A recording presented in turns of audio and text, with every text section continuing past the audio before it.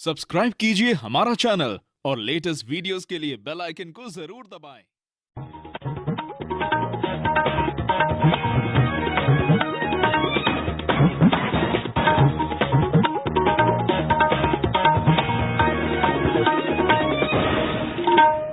नमस्कार, ये आकाशवाणी पटना है। अब आप अभिषेक दास से प्रादेशिक समाचार सुनिए। पहले मुख्य समाचार। प्रदेश में आज कोरोना के 13 नए मामले सामने आने के साथ ही संक्रमितों की संख्या बढ़कर 126 हुई। मुंगेर में 7, बक्सर में 4 और रोहतास तथा पटना में एक एक मरीज की रिपोर्ट पॉजिटिव। भारतीय आयुर्विज्ञान अनुसंधान परिषद (ICMR) ने कहा, देश में कोरोना के अब तक सामने आए मामलों में 80% ऐसे हैं जिनमें संक्रमण का कोई लक्षण नहीं दिखा। अररिया जिले के बैरगाछी में जिला कृषि पदाधिकारी मनोज कुमार द्वारा एक चौकीदार के साथ अभद्र व्यवहार करने के वायरल वीडियो की जांच शुरू। और प्रदेश में लॉकडाउन उल्लंघन के मामले में अब तक 7 करोड़ 81 लाख रुपए की राशि जुर्माने के रूप में वसूली गई।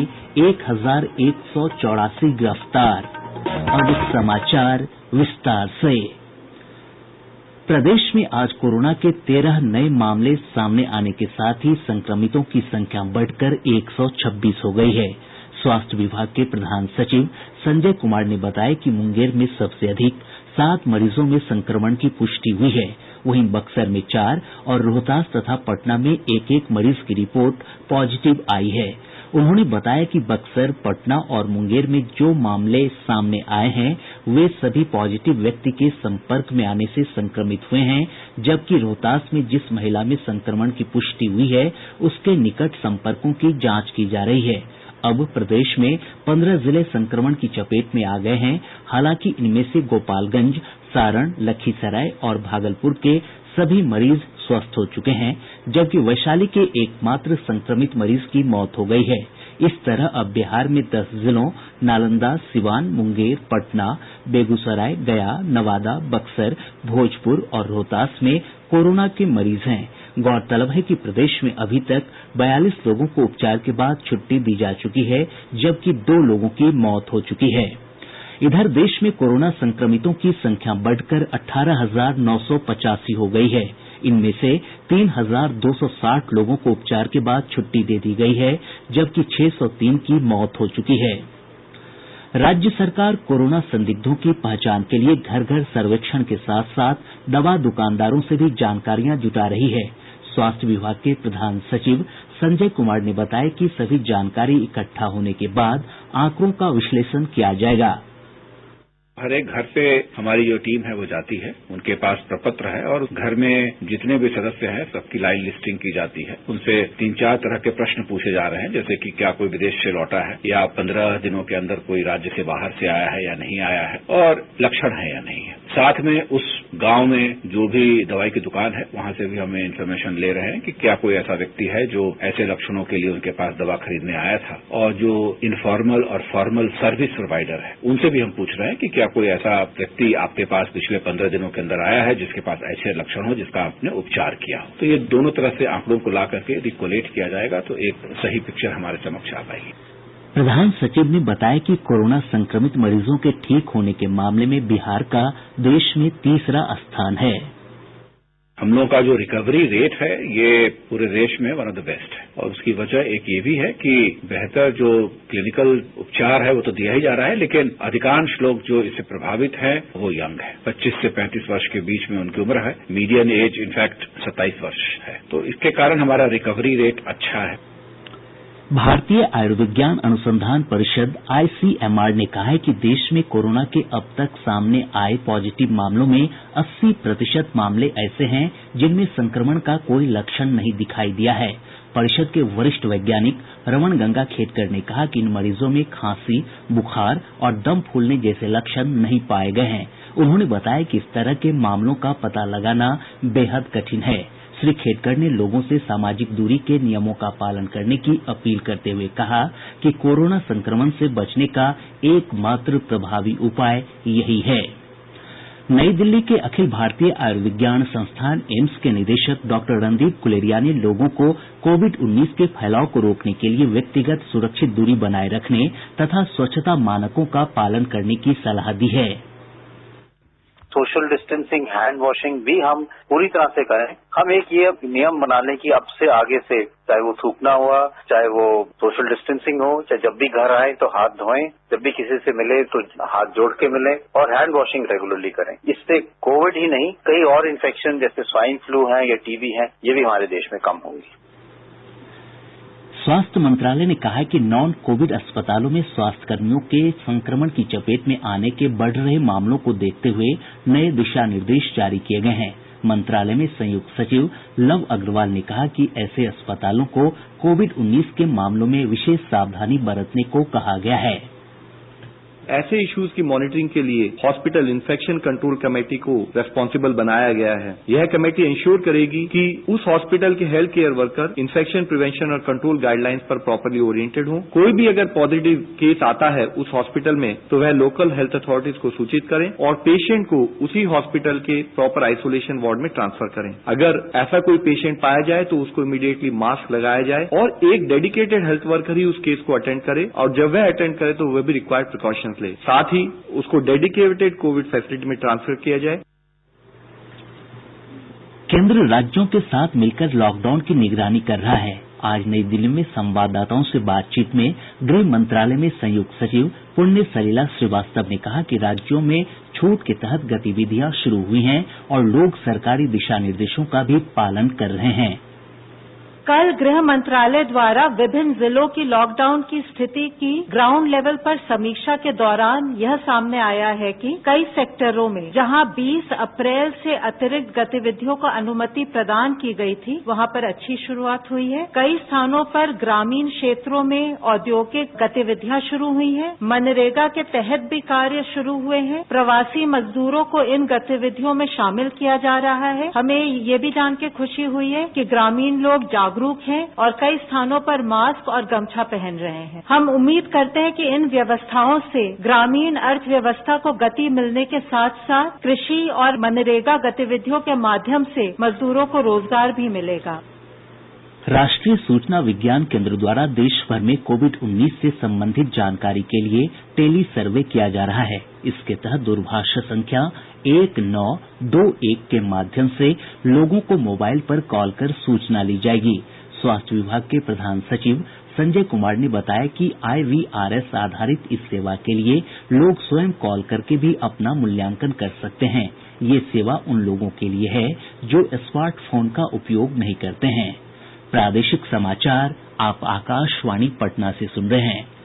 अल्पसंख्यक मामलों के केंद्रीय मंत्री मुख्तार अब्बास नकवी ने कहा है कि 30 से अधिक राज्यों के वक्फ बोर्ड ने रमजान के महीने में लॉकडाउन के नियमों का कड़ाई और ईमानदारी से पालन करने की कार्यनीति पर काम शुरू कर दिया है। 24 अप्रैल से रमजान का पवित्र महीना शुरू होने जा रहा है और देश के सभी धार्मिक धर्मगुरु, उलेमा, धार्मिक संगठन, सामाजिक संगठन ने एकजुट होकर के देश निर्णय किया है और अपील की है मुस्लिम समाज से कि रमजान के इस पवित्र महीने में हम इबादत, इफ्तार, तरावी या और भी जो रमजान के महीने के हमारे धार्मिक कर्तव्य हैं, उनको हम अपने घरों पर ही सोशल डिस्टेंसिंग का ध्यान रख करके उन कर्तव्यों को पूरा करें। केंद्रीय मंत्री ने कहा कि लोगों को स्वास्थ्य कर्मियों, सुरक्षा बलों, प्रशासनिक अधिकारियों और सफाई कर्मचारियों के साथ सहयोग करना चाहिए, क्योंकि ये कोरोना जैसी महामारी में अपनी जान जोखिम में डालकर भी लोगों की सुरक्षा और कल्याण के लिए काम कर रहे हैं। उन्होंने लोगों को दुष्प्रचार के उद्देश्य से फैलाई जा रही फर्जी खबरों और साजिशों से सावधान रहने की अपील की। अररिया जिले के बैरगाछी में जिला कृषि पदाधिकारी मनोज कुमार द्वारा एक चौकीदार के साथ अभद्र व्यवहार करने और उससे उठक बैठक करवाने के वायरल हुए वीडियो की जांच शुरू कर दी गई है।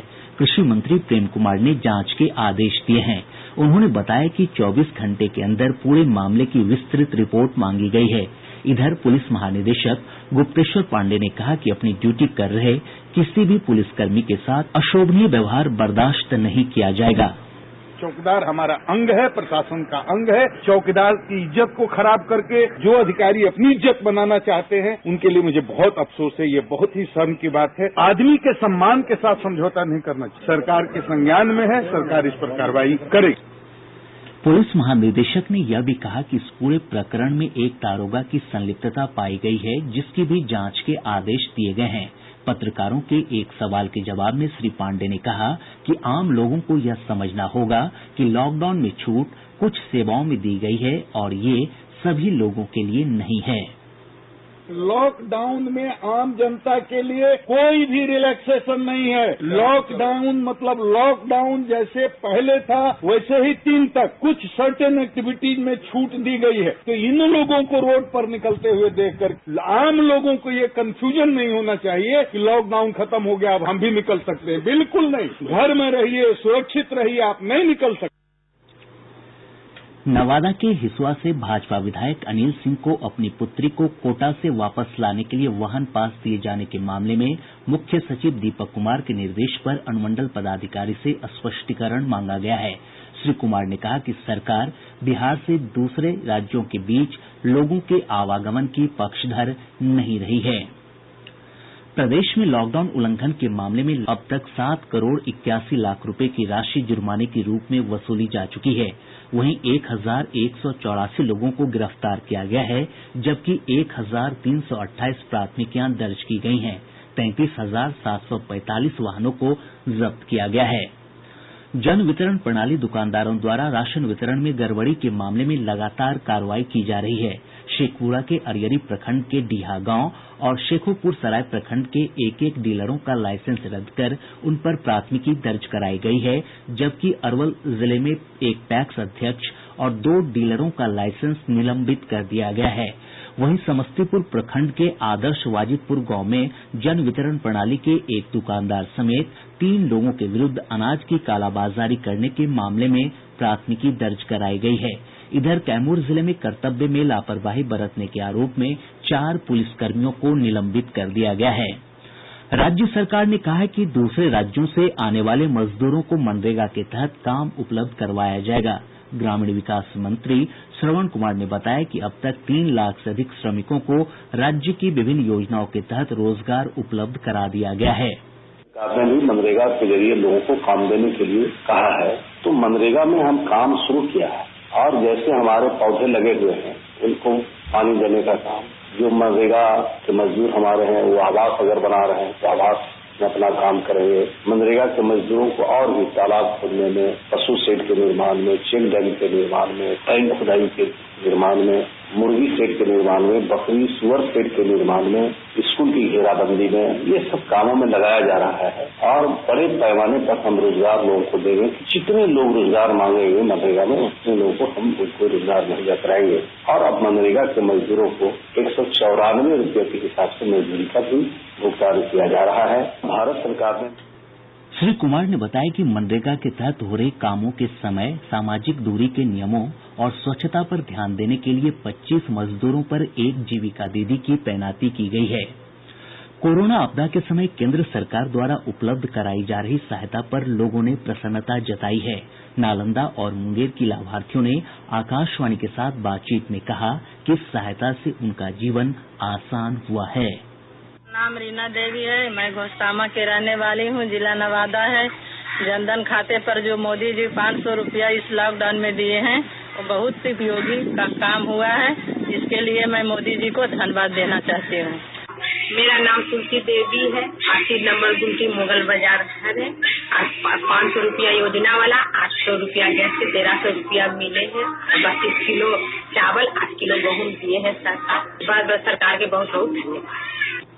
राष्ट्रीय जनता दल ने ग्रामीण क्षेत्रों की तर्ज पर शहरी क्षेत्रों में भी अभियान चलाकर वैसे लोगों की पहचान करने की मांग की है जिनके पास राशन कार्ड नहीं है। पार्टी प्रवक्ता रामानुज प्रसाद ने कहा कि संकट की इस घड़ी में शहरी गरीबों को छोड़ देना कहीं से उचित नहीं है।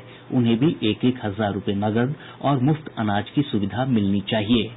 और अब एक अच्छी खबर, केंद्र सरकार ने औरंगाबाद जिले के कुटुम्बा ग्राम पंचायत को इस वर्ष के बाल मित्र ग्राम पंचायत पुरस्कार के लिए चुना है। कुटुम्बा ग्राम पंचायत इस पुरस्कार के लिए चयनित होने वाला बिहार का एकमात्र और देश के 30 ग्राम पंचायतों में से एक है। और अब अंत में मुख्य समाचार एक बार फिर।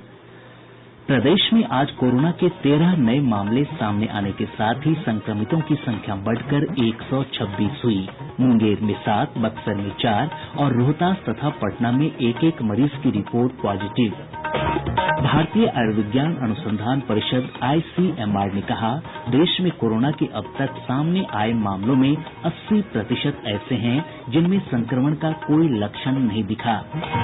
अररिया जिले के बैरगाछी में जिला कृषि पदाधिकारी मनोज कुमार द्वारा एक चौकीदार के साथ अभद्र व्यवहार करने के वायरल वीडियो की जांच शुरू। और प्रदेश में लॉकडाउन उल्लंघन के मामले में अब तक 7 करोड़ 81 लाख रुपए की राशि जुर्माने के रूप में वसूली गई, 1184 गिरफ्तार। इसके साथ ही आकाशवाणी पटना से प्रसारित